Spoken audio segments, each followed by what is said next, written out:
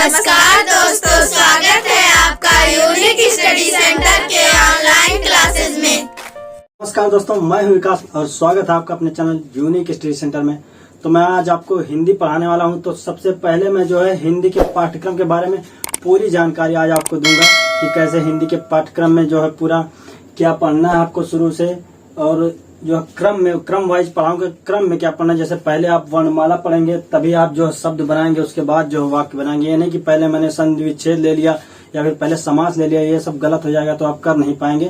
तो इसलिए मैं एक क्रम में आपको पढ़ाऊंगा एकदम शुरू से लेकर अंत तक। तो चिंता की कोई बात नहीं है आपकी, मैं आपको यहाँ पे एकदम हिंदी में मास्टर बना दूंगा। तो दोस्तों शुरू करते हैं। मैं आपके यहाँ पाठ्यक्रम कौन सा आज मैं आपको पूरा बताऊंगा शुरू से अंत तक। तो देखिए दोस्तों, ये सामान्य हिंदी है। तो सबसे पहले इसमें हम जो है वर्ण विचार के बारे में बात करेंगे कि वर्ण विचार में आता क्या क्या है।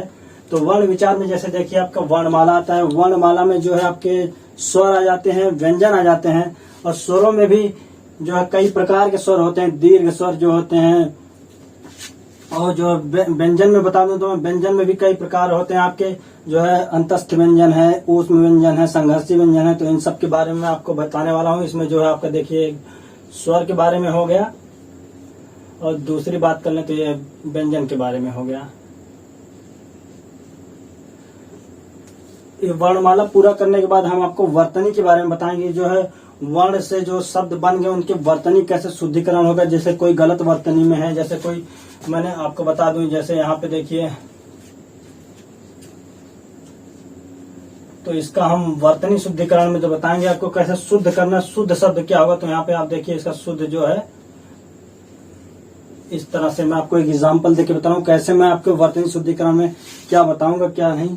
अब यहाँ पे देखिए तीसरा जो सबसे इम्पोर्टेंट बात आ जाए विराम चिन्ह की। जैसे वाक्य के अंत में सबसे आपको कौन सा चिन्ह यूज करना, बीच में कौन सा यूज करना है। जैसे आपका देखिए विराम चिन्ह आ गया, अल्प विराम आ गया, और जो पूर्ण विराम आ गया है, जो अर्ध विराम आ गया है। इन सब के बारे में मैं आपको बताऊंगा। और फिर चौथी बात कर लेते हैं जो संधि एवं संधि विच्छेद के बारे में बात करोगे कि संधि कैसे होगी और उसका संधि विच्छेद कैसे किया जाएगा, कि दो वर्णों से मिलके जो बनता है उसके बारे में बात करूंगा। और फिर पांचवी बात कर लेता हूँ मैं उपसर्ग और प्रत्यय के बारे में बात करूंगा कि उपसर्ग और प्रत्यय लगाकर शब्द कैसे बनाए जाते हैं, कि जो शब्द से पहले जो लगता है वो उपसर्ग होता है, शब्द के बाद में जो लगता है वो प्रत्यय होता है। उन सब के बारे में बताऊंगा कैसे इन सबको लगा के कैसे विकार उत्पन्न होता है, उससे कैसे जो है शब्द चेंज हो जाते हैं। और आगे अगर हम बात करते हैं तो छठा जो है समास और समास विग्रह के बारे में बात करेंगे। जैसे समास में हमारा क्या होगा, कर्मधारय समास हो गया, अव्ययी भाव हो गया, जो है तत्पुरुष समास हो गया, बहुव्रीहि समास हो गया, द्वंद्व समास हो गया। इन सब के बारे में हम बात करेंगे। उसका समास विग्रह कैसे किया जाएगा हम उसके बारे में भी बात करेंगे। और फिर हम बात कर लेते हैं शब्दावली की। शब्दावली में जो है आपको बीच बीच में रोज पढ़ाऊंगा। जैसे मैंने वर्णमाला की क्लास ले ली तो लास्ट में आपको जो है अब सबसे पहले बता दूं शब्दावली में आता क्या क्या है। पर्यायवाची है, विलोम शब्द है, अनेकार्थी शब्द है, ऐसे ही जो अनेक शब्दों के लिए एक शब्द है, ये सब मुहावरे, लोकोक्तियां, ये सब आपके शब्दावली में आ जाएंगे दोस्तों। तो मैं जो है इसको मैं आपको एकदम आखिर में पढ़ाऊंगा। और बात करूं अगर इसके जो प्रैक्टिस की बात करूं तो मैं रोज कराऊंगा। जैसे क्लास खत्म हो गया तो उसके लास्ट में 2-4 जो है विलोम करा दूंगा, 2-4 ऐसे मैं रोज प्रैक्टिस कराऊंगा। इससे जो आपका क्लास खत्म होते होते लगभग 150 से 200 शब्दावलियां तैयार हो जाएंगी। तो आपको चिंता करने की कोई बात नहीं है शब्दावली के बारे में। तो दोस्तों हम बात करेंगे शब्दों के वर्गीकरण के बारे में। शब्दों का वर्गीकरण जो है कई आधार पर किया गया है, लेकिन हम जो है यहाँ पे इम्पोर्टेंट हम उसके बारे में आपको बता रहे हैं कि प्रयोग के आधार पर शब्दों का वर्गीकरण जो है 2 मेल से किया गया है। एक जो है विकारी है आपका, एक है अविकारी। अब विकारी की बात कर ले हम, विकारी में जो है संज्ञा, सर्वनाम, विशेषण, क्रिया आते हैं। अब आप ये सोचे कि विकारी होता क्या है। तो विकारी के बारे में अगर हम बताएं तो जो है विकारी शब्द वो शब्द होते हैं जो काल के आधार पे, लिंग वचन कारक के आधार पे जो है चेंज हो जाते हैं या परिवर्तित हो जाते हैं, उन्हें हम विकारी शब्द कहते हैं। और जो परिवर्तित नहीं होते हैं उन्हें हम अविकारी शब्द कहते हैं। अब विकारी में जो संज्ञा, सर्वनाम, विशेषण, क्रिया है। संज्ञा में जो हम पढ़ेंगे आपका, संज्ञा में जो पढ़ेंगे इसमें हम कारक भी पढ़ेंगे,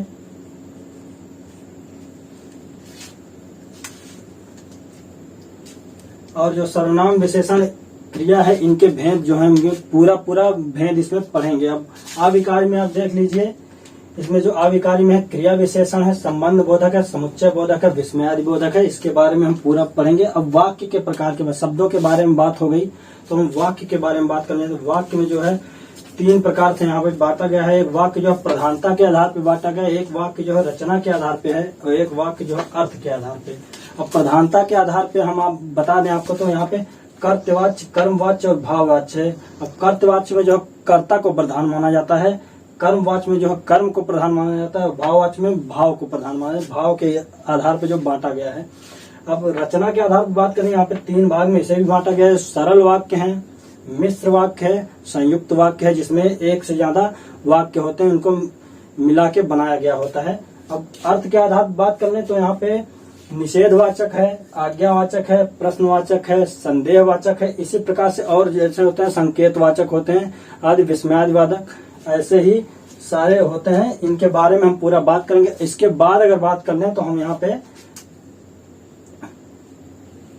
काल की बात करेंगे। हम इसमें आपको काल के प्रकार पाएंगे, जैसे भूतकाल, वर्तमान काल, भविष्य काल, ये सब आपने पढ़ी जिससे पहले पढ़ा होगा, उसी के बारे में हम बताएंगे। और उसमें भूतकाल, भविष्य काल, वर्तमान काल के भी कई प्रकार होते हैं, जिनके बारे में हम पूरा डिटेल में बात करेंगे। अब इसके बाद अगर इतना मैंने बात कर लिया जो पाठ्यक्रम के बारे में, अब जैसे आपका वर्ण विचार हो गया, शब्द विचार हो गया, वाक्य हो गया, अब हम इन सब का प्रयोग कहाँ करेंगे। तो अब यहाँ पे देखते हैं कि वाक्य तो बन गया, अब वाक्यों का प्रयोग जो है कैसे किया जाएगा। जैसे आपका एक टॉपिक आ गया रस का, इसके बाद आ गया छंद का, और फिर आ गया अलंकार। अब वाक्यों का प्रयोग करके ये सब जो आपका बनेगा, अलंकार की बात करने, रस, छंद, अलंकार, ये पढ़ाएंगे हम पूरा डिटेल में। अब जब ये सब टॉपिक खत्म हो जाए, अब बचा है हमारे क्या, सामान्य हिंदी तो खत्म हो गया, अब साहित्य का पार्ट बचा है। तो साहित्य के पार्ट में बात कर लें, ये हम सबको, ये सबसे आखिरी में हम आपको पढ़ाएंगे। जो साहित्य की बात है, साहित्य में अब क्या आते हैं, साहित्य में जो आपके हैं कि हिंदी के जो काल हैं, आधुनिक काल है, वीर गाथा काल है, ये सब ऐसे जो बहुत सारे काल हैं, इनके बारे में हम आपको बताएंगे। और जो है इसके बाद बात करने की जो है प्रमुख रचनाएं हैं, प्रमुख रचनाओं में जो पुरस्कार मिले हैं, इनके बारे में हम बात करेंगे पूरा विस्तृत रूप में। तो ये सब था हमारा सिलेबस, जिसके बारे में हमने पूरा बात किया। अब अगली क्लास में मिलते हैं दोस्तों, हम पूरा एक वर्णमाला का एकदम बढ़िया टॉपिक लेके कैसे आपको पढ़ाएंगे पूरा डिटेल में। तो नमस्कार दोस्तों, जय हिंद।